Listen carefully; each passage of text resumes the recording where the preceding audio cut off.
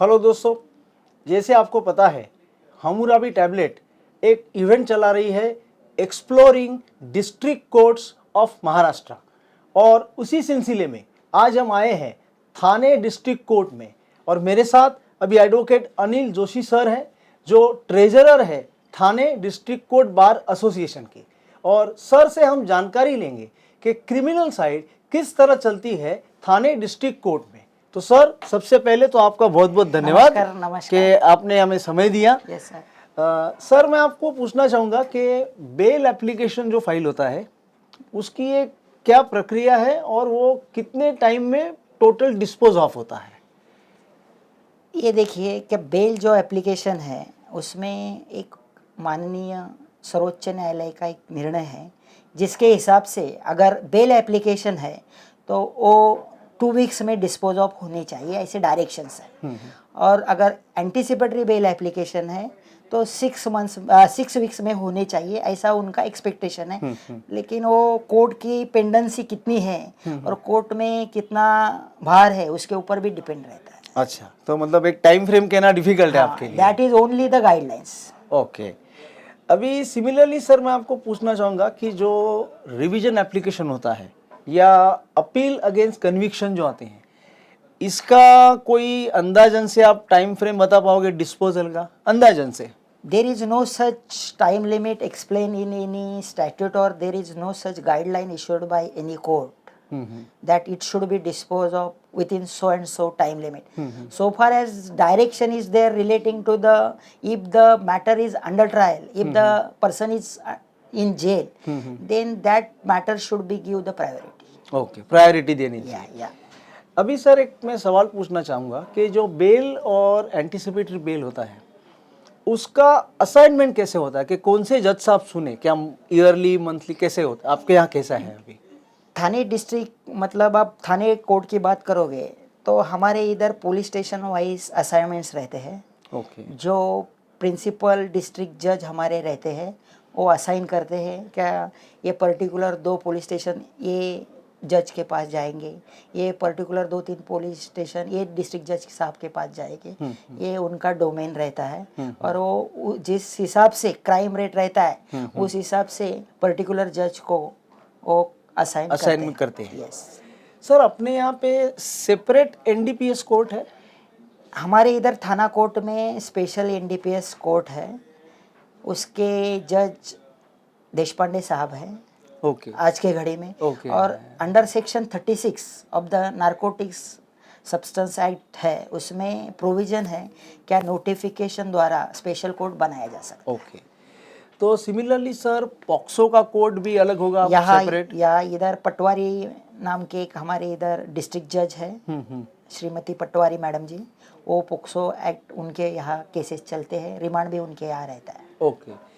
अभी सर ये जो हमारे सेशन ट्राइबल केसेस होते हैं, एक्सक्लूसिव सेशन ट्राइबल, उसके बारे में कुछ आप बता पाएंगे? डिस्पोजल कभी होता है जनरली? अभी कैसे है थाना डिस्ट्रिक्ट जो है, अभी थाना कोर्ट में जो केसेस है वो इतने पेंडिंग केसेस है क्या अभी माननीय उच्च न्यायालय द्वारा डायरेक्शंस दिए हैं क्या 2010 के पहले के केसेस को डे टू डे बेसिस पे चलाना चाहिए। अच्छा। उस हिसाब से प्रायोरिटी के हिसाब से केसेस चलते हैं। ओके। वो सेशन में ही नहीं, मैजिस्ट्रेट कोर्ट को भी वही गाइडलाइंस, सेम गाइडलाइंस है। सर 138 केसेस का क्वांटम है यहाँ पे? हाँ, हमारे इधर 138 केसेस का फाइलिंग ज़्यादा है। माननीय सर्वोच्च न्यायालय द्वारा ऐसा कोई गाइडलाइन नहीं था पहले कि 138 का केस स्पेशल कोर्ट होना चाहिए। माननीय सर्वोच्च न्यायालय द्वारा ये बताया है कि 5 मतलब स्टेट्स है जिसमें महाराष्ट्र भी एक है जिसमें इनको प्रावधान दिया है कि आप स्पेशल कोर्ट बना सकते हैं क्योंकि हमारे इधर केसेस ज़्यादा है, इसमें यूपी है, दिल्ली है, ऐसे 5 स्टेट्स है उसमें। तो और हमारे इधर इसके लिए 3 कोर्ट्स बनाए हैं, 3 से separate court separate for 138 only. या सर डोमेस्टिक वायलेंस के केसेस का क्वांटम है यहाँ पे? डोमेस्टिक से वायलेंस के लिए सेपरेट कोई कोर्ट नहीं रहता है, वो पर्टिकुलर पुलिस स्टेशन वाइज रहता है। जो पुलिस स्टेशन का केस रहता है, मतलब जो जुरिडिक्शन में आता है, वो एक तो एनजीओ द्वारा दाखिल हो जाता है, जिसके लिए ये गवर्नमेंट ने ये एनजीओज बनाए हैं, या तो कोर्ट में वकील खुद दाखिल कर सकते हैं। ओके। और सर 498 केसेस है फाइलिंग यहाँ पे? 498 ए केसेस के फाइलिंग्स है, लेकिन अभी 498 ए केस के बारे में ऐसे डायरेक्शंस है क्या, आप उधर दोनों पार्टी को बुला के पहले उनमें कोई अंडरस्टैंडिंग होती है क्या वो देखो, और उनमें सुलह करने की कोशिश करो। अगर उनमें सुलह नहीं होती है तो एक रिपोर्ट भेजा जाता है कि इसमें सुलह पॉसिबल नहीं है, then only the FIR is registered. Okay. अभी सर ये पूछना चाहूँगा कि एंटी करप्शन केसेस के लिए कोई अलग से कोर्ट है Thane district? Yes, in Thane there is one court for anti corruption. अच्छा, कि वो केसेस हियरिंग के लिए। and there is a state cases as well as CBI anti corruption cases, both cases are in single court. Okay. अभी sir एक मैं basic question पे आऊँगा कि क्या कोई भी आदमी बेल हो, एबीए हो, रिवीजन हो, वो इंग्लिश में फाइल कर सकता है थाने में?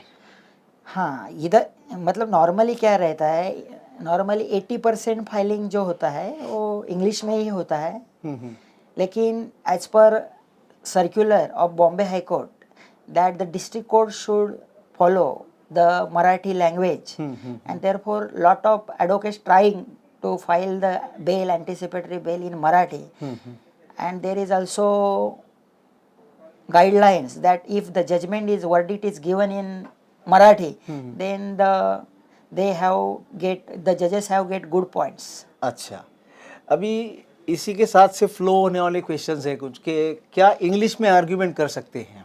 Yes, lot of advocate doing argument in English. Okay.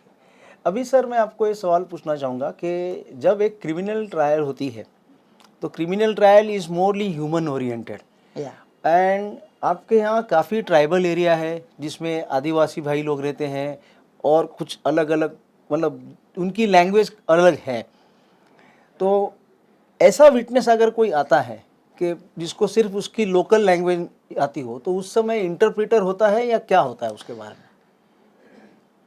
ये देखिए, थाना कोर्ट में ऐसा है क्या, हमारे इधर जैसे रूरल एरिया से या ट्राइबल एरिया से जैसे मतलब क्लाइंट्स भी आते हैं, वैसे एडवोकेट भी ट्राइबल एरिया से आते हैं, तो उनको वो लोकल लैंग्वेज जो रहती है वो उनसे फैमिलियर रहते हैं। अगर सपोज कोई जज साहब को अगर प्रॉब्लम है तो उनकी हेल्प ली जाती है, या तो कभी कभी वो खुद भी वो मैटर में एडवोकेट रहते हैं, तो खुद ही एडवोकेट की भी भूमिका निभाते हैं और इंटरप्रेटर की भी भूमिका निभाते हैं। Okay, good. अभी सर मैं पूछना चाहूँगा कि जो एविडेंस रिकॉर्ड होता है क्रिमिनल केस में, तो वो रिकॉर्डिंग जो होता है वो मराठी में होता है, इंग्लिश में होता है या दोनों में होता है? नॉर्मली डिस्ट्रिक्ट कोर्ट में सेशंस केस रहते हैं तो दोनों में करना चाहिए, ऐसा एक्सपेक्टेड है एज पर लॉ, लेकिन अगर सिटी एरिया है तो उसमें इंग्लिश में होता है। अगर आप बॉम्बे साइड में जाएंगे तो उधर इंग्लिश में होता है। थाने में कभी अगर कोई जजेस पुरसिस ले लेते हैं क्या सिर्फ इंग्लिश में हम रिकॉर्ड करेंगे, दोनों मतलब defence lawyer as well as prosecution का उसके ऊपर सिग्नेचर लिया जाता है, क्या evidence is recorded in English. अच्छा, ओके। अभी सर मैं जानना चाहूँगा कि साइबर क्राइम के केसेस अगर होते हैं तो उसको कहाँ रजिस्टर होते हैं? ये देखिए, साइबर क्राइम के केसेस जो रजिस्टर्ड होते हैं वो नॉर्मली कौन सा भी केस रहता है, भले वो एंटी करप्शन रहे, साइबर क्राइम रहे, वो पर्टिकुलर पुलिस स्टेशन में ही रजिस्टर्ड होता है, और इन्वेस्टिगेशन करने का जो पार्ट है वो साइबर क्राइम का हेल्प लेके साइबर क्राइम द्वारा हो जाता है। लेकिन जब चार्जशीट फाइल करने का टाइम आता है तो चार्जशीट भी वो लोकल पुलिस स्टेशन द्वारा ही फाइल हो जाता है। ओके। और ये सर ये जो आप कह रहे हैं कि साइबर क्राइम सेल, ये सेल कहाँ बैठता है? ये थाने में अपना एसपी ऑफिस के पास है, वहाँ पे बैठता है। यस। ओके। अभी सर मैं ये पूछना चाहूँगा कि एक जेएमएफसी कोर्ट जो है हमारा थाने में, अंदाजन से उसके पास कितना जुरिस्डिक्शन होगा, कितने पुलिस स्टेशन का जुरिस्डिक्शन होगा, या क्या है, कैसे है आपके यहाँ? ये देखिए, एक जेएमएफसी के ऊपर मतलब अभी पर्टिकुलर एक पुलिस स्टेशन है, उसमें कितना क्राइम रेट है अगर उस हिसाब से पुलिस स्टेशन का काम जेएमएफसी को दिया जाता है। थाने में अभी आप देखोगे तो हमारे इधर मुमरा के लिए एक स्पेशल कोर्ट है। कुछ पुलिस स्टेशंस, 2 पुलिस स्टेशन मिला के एक कोर्ट है। मतलब वो depend on the crime rate है। ओके, वो फ्लक्चुएट होता है मतलब। हाँ या ओके ओके ओके। अभी सर एक लास्ट सवाल पूछना चाहूँगा और वो है कि e filing is the future. E filing आया है, उसके बाद e courts is the bigger future. थोड़े से आपके राय जानना चाहूँगा या आपके व्यूज़ जानना चाहूँगा रिगार्डिंग ई फाइलिंग। ई फाइलिंग जो है वो अभी कैसे है, कोई भी चीज़ जब नई आती है तो लोग एक्सेप्ट करने में थोड़ा सा हिचकिचाते हैं। जैसे जैसे अभी मोबाइल 2 साल 4 साल का बच्चा भी हैंडल करता है, जिसको पढ़ने भी नहीं आता है, वो भी गाना बराबर ढूंढ लेता है। वैसे ही ई फाइलिंग जो है वो धीरे धीरे अभी कुछ मतलब नई जनरेशन है वो उन्होंने एक्सेप्ट किया है। थोड़ी मिडल एज जनरेशन है वो अभी एक्सेप्ट करने के मूड में है, और ओल्ड जनरेशन को थोड़ा टाइम लगेगा, वो भी एक्सेप्ट कर लेंगे। अच्छा, लेकिन ई फाइलिंग इज़ द और फ्यूचर। ई फाइलिंग से क्या होगा, आपका टाइम सेव होगा, रात में भी आप फाइलिंग कर सकते हो, जिसके लिए स्टाफ जो है अभी आप 4-5 बजे स्टाफ का काम बंद हो जाता है, आप रात को भी ई फाइलिंग कर सकते हो, तो आपका टाइम भी बचेगा और आप ज़्यादा से ज़्यादा फाइलिंग करके ज़्यादा काम कर सकते हो, और कौन से भी डिस्ट्रिक्ट पे में आप एक जगह बैठ के फाइलिंग कर सकते हो। ये इसका एडवांटेज है। मतलब एक तरह से आपने यही कहा कि ई फाइलिंग से काम बढ़ जाएगा। Yes yes Correct. Yes yes yes. तो जोशी सर, आपका बहुत बहुत धन्यवाद कि आपने हमें समय दिया और बहुत अच्छी जानकारी दी। Thank you sir. Thank you sir.